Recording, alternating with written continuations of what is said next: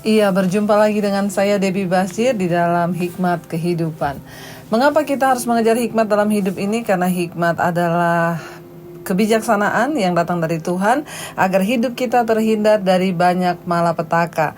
Iya saudara, hari ini kita berjumpa di dalam episode yang ke-47 dan masih pada Amsal pasal 20, Amsal 20 sekarang ayat yang ke-12 ya. Amsal 20 ayat yang ke-12, telinga yang mendengar dan mata yang melihat, kedua-duanya dibuat oleh Tuhan. Ya, telinga yang mendengar dan mata yang melihat, kedua-duanya dibuat oleh Tuhan. Mungkin saudara berpikir begini ya iyalah sudah tahulah pasti mata, telinga, mulut, hidung semua dibuat oleh Tuhan. Tetapi saudara mengerti nggak maksud dari ayat ini? Ya, kita sudah beberapa kali membaca di kitab Yesaya, firman Tuhan berkata, ada orang-orang yang memiliki telinga tetapi tidak mendengar. Ada orang-orang yang memiliki mata tetapi mereka tidak melihat. Di sini yang dikatakan apa? Orang yang memiliki mata untuk melihat dan telinga untuk mendengar, artinya mereka yang sungguh-sungguh bisa melihat kebenaran dan mendengar kebenaran. Ya, itu dibuat oleh Tuhan. Karena itu saudara, kita bersyukur kalau hari ini saudara juga terus ada di hikmat kehidupan.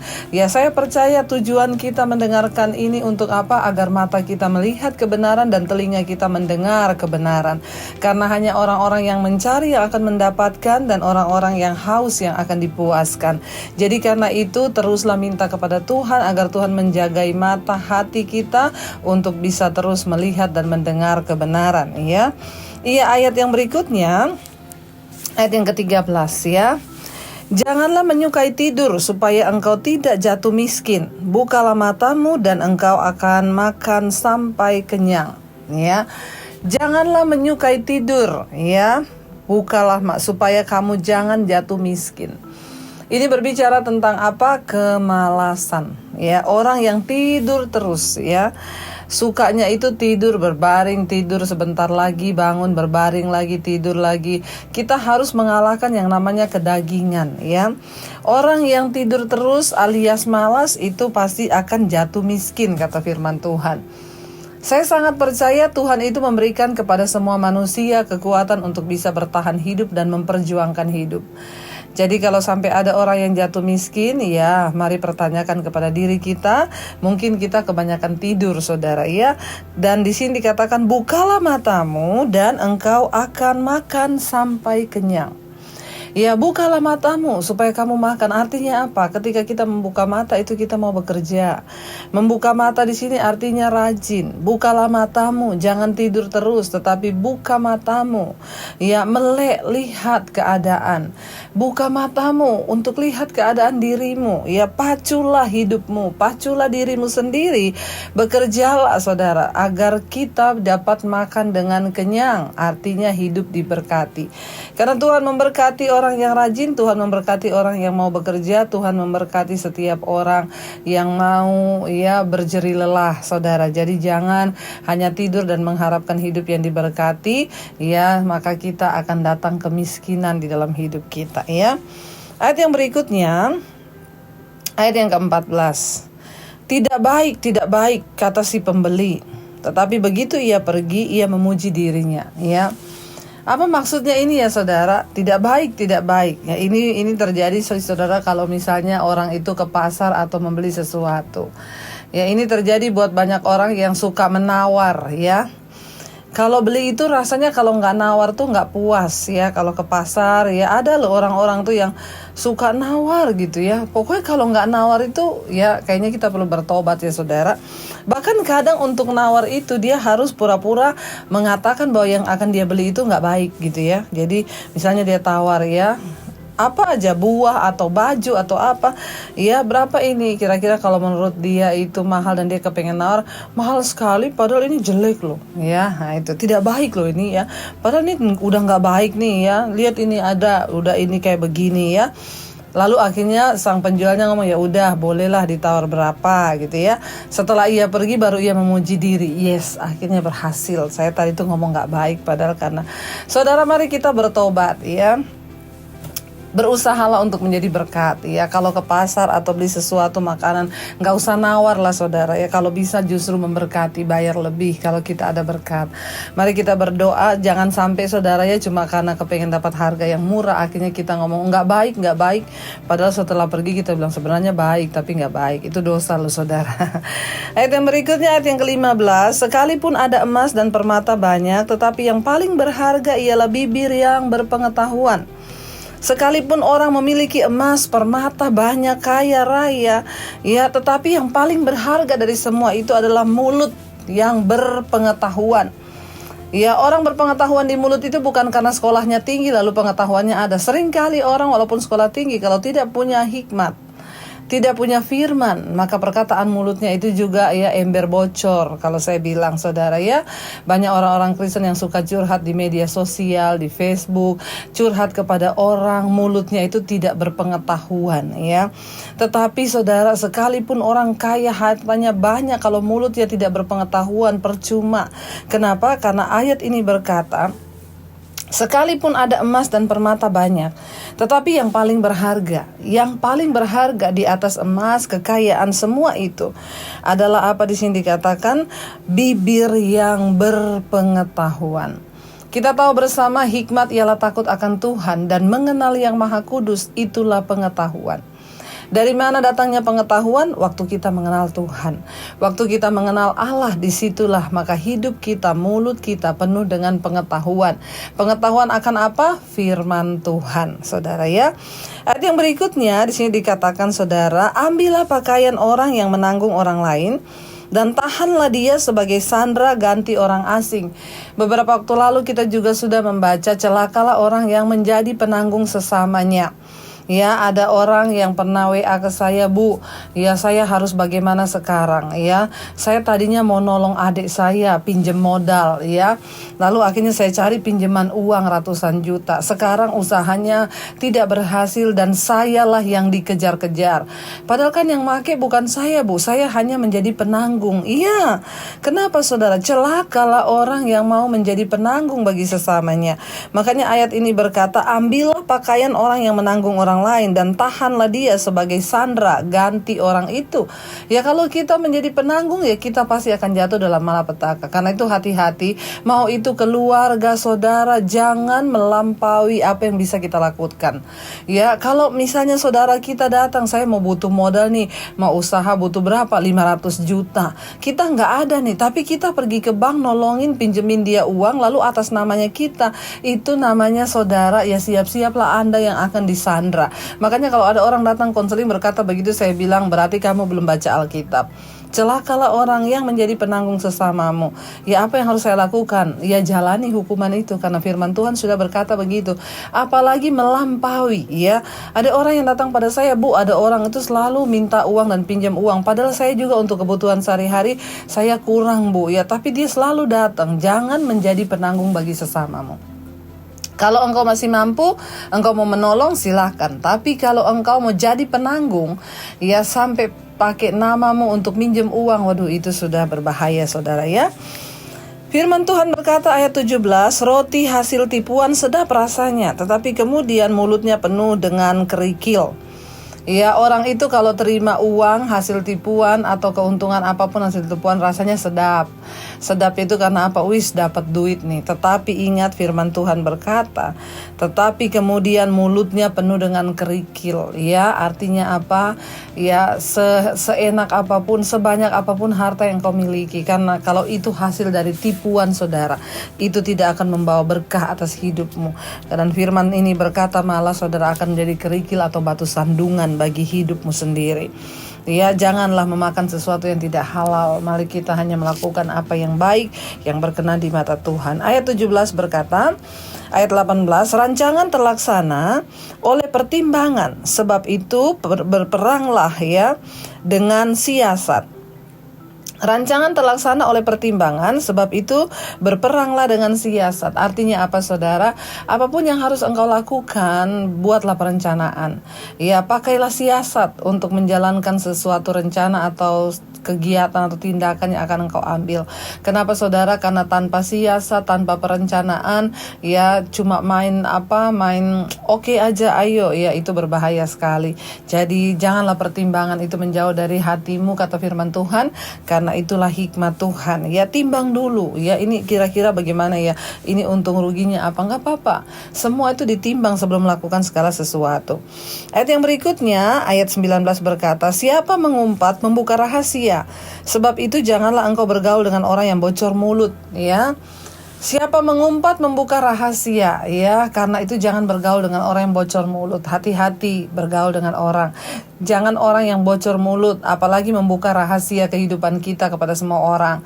Ya, saudara, Tuhanlah tempat terbaik untuk kita curhat, atau cari hamba Tuhan yang benar-benar bisa menyimpan rahasia, saudara. Ya, jangan sembarang, karena saya sudah banyak melihat banyak kehancuran terjadi hanya karena apa? Urusan mulut. Yang namanya urusan mulut itu tidak pernah selesai. Yang namanya urusan mulut itu selalu ada aja, saudara, ya. Karena itu berhati-hatilah. Ayat yang berikutnya, ayat 20, siapa mengutuki ayah atau ibunya, pelitanya akan padam pada waktu gelap. Orang yang mengutuki ayahnya atau ibunya, pelitanya padam pada waktu gelap. Ya, saudara, Alkitab berkata memang benar. Ya, doa orang tua itu adalah restu. Kalau kita sudah mengutuki ayah dan ibu kita, maka ya doa dan restu mereka terputus dari hidup kita. Padahal ketika waktu gelap itu kan kita membutuhkan pelita. Nah, kalau pelita kita padam di waktu gelap, artinya apa? Ya, buramlah kehidupan kita. Jangan mengutuki siapapun, termasuk apalagi orang tuamu. Saudara, seburuk-buruknya orang tua, mereka adalah orang tua yang melahirkan kita, dan kita pasti utang budi kepada mereka. Karena itu ya jangan mengutuki saudara, apalagi memusuhi. Ya, namanya orang tua tetap orang tua. Jangan sesekali saudara engkau mengutuki mereka. Karena apa? Doa restu mereka itu seperti pelita bagimu. Ya, karena kalau di waktu gelap engkau membutuhkan cahaya, tapi karena engkau mengutuki mereka, maka tidak ada cahaya atas hidupmu. Hormatilah ayah dan ibumu. Ayat yang berikutnya 21, milik yang diperoleh dengan cepat pada mulanya akhirnya tidak diberkati. Ya, jangan pengen cepat kaya, jangan pengen cepat punya uang, jangan pengen cepat. Semua yang pengen cepat-cepat, ya. Milik yang diperoleh dengan cepat, ya, menikah cepat-cepat, ya, karena kayaknya dia kaya nih, iya cepat aja menikah, ya. Pasti akan tidak diberkati, ya. Tuhan itu mencintai proses. Tuhan kita Tuhan yang bekerja dengan proses, sekalipun lama, tetapi kalau itu adalah proses dari Tuhan, itu akan menghasilkan hasil yang terbaik. Ingat, Tuhan mencintai proses, tapi manusia itu suka yang instan. Jangan mau yang instan, karena itu celaka. Tetapi ikutilah proses Tuhan, sekalipun lama, tetapi itu yang terbaik, ya. Yang berikutnya, saudara, firman Tuhan ini berkata ayat 22, janganlah engkau berkata, aku akan membalas kejahatan. Nantikanlah Tuhan, ia akan menyelamatkan engkau. Ya, janganlah engkau berkata, aku akan membalas kejahatan. Kalau orang berbuat jahat kepada kita, saudara, kita harus ngapain? Tetaplah baik. Tidak usah berusaha membalas kejahatan orang. Ayat ini berkata, nantikanlah Tuhan, ya. Nantikanlah Tuhan, ya. Jangan engkau yang berkata, aku akan membalas dia. Lihat saja, aku akan membalas, ya. Nantikanlah Tuhan, ia akan menyelamatkan engkau. Ya, nantikan Tuhan, bukan ia akan membalaskan dendamu. Enggak. Ya, walaupun kita direndahkan, kita dihina, kita difitnah, kita dilecehkan, kita mau dijatuhkan, kalau engkau terus menanti-nantikan Tuhan, Tuhan akan menyelamatkan dan mengangkat hidupmu. Ya, jadi kalau ada orang berbuat jahat, biarkan aja, jangan membalas. Ya, jangan mengambil bagian Tuhan untuk menghakimi. Bagian kita menantikan Tuhan, maka Tuhan akan datang menyelamatkan dan mengangkat hidupmu, saudara, ya. Ayat yang berikutnya, ayat 23, dua macam batu timbangan adalah kekejian bagi Tuhan, dan neraca serong itu tidak baik, ya. Ini juga sudah kita bahas di pasal sebelumnya. Neraca serong, dua batu timbangan, ya. Namanya manusia itu seringkali timbangannya tidak jujur, ya. Jadi dikatakan di sini, saudara, dua macam batu timbangan adalah kekejian. Ya, timbangan itu satu aja, AA yang benar, ya. Nggak usah pakai dua, saudara, ya. Itu adalah kekejian neraca yang serong, artinya tidak benar, ukuran yang serong. Ayat 24, langkah orang ditentukan oleh Tuhan, tetapi bagaimanakah manusia dapat mengerti jalan hidupnya? Langkah manusia, langkah kita itu ditentukan oleh Tuhan. Tetapi bagaimanakah manusia dapat mengerti jalan hidupnya? Tuhan yang sudah menentukan. Seringkali saya berkata, berhentilah bertanya tentang apa yang terjadi di hidup kita. Karena tidak semua pertanyaan di hidup ini ada jawabannya. Ada orang datang bertanya sama saya, Bu, kenapa papa saya meninggal padahal saya itu masih membutuhkan kasih sayangnya, Bu. Saya masih sekolah, Bu. Saya masih membutuhkan. Kenapa Tuhan mengambil papa saya? Saya bilang itu adalah hak kedaulatan Tuhan. Jangan bertanya yang kita tidak bisa pikirkan, karena tidak semua di hidup ini ada jawabannya. Bagian kita hanyalah mempercayai Tuhan, karena Tuhan yang menuntun langkah kita, Dia yang menentukan langkah hidup kita. Manusia itu seringkali tidak bisa mengerti apa yang Tuhan lakukan. Terlalu dangkal kita untuk berusaha mengerti kedaulatan Tuhan. Jalani saja hidup ini, bahkan seringkali kita merasa ada ketidakadilan yang terjadi. Tetaplah percaya bahwa Tuhan turut bekerja mendatangkan kebaikan bagi hidup kita. Ayat yang berikutnya, ayat 25. Suatu jerat bagi manusia ialah kalau ia tanpa berpikir mengatakan kudus dan baru menimbang-nimbang sesudah bernasar, ya. Jangan terburu-buru dengan perkataan. Ada banyak orang itu membuat nasar nggak dipikir. Setelah sudah bernasar baru pikir, aduh berat sekali ya. Ya saudara ya. Setelah bernasar baru, aduh iya ya, kenapa saya bernasar begitu ya. Kenapa tadi saya ini, misalnya Tuhan, kalau Engkau menjawab pergumulan saya ini, saya bernasar Tuhan ya. Saya bernasar, misalnya saya akan ya melakukan ini, saya akan menyumbangkan itu ya. Tapi belum dipikir, saudara, jangan terburu-buru bernasar. Jangan terburu-buru mengucapkan sesuatu sebelum engkau berpikir.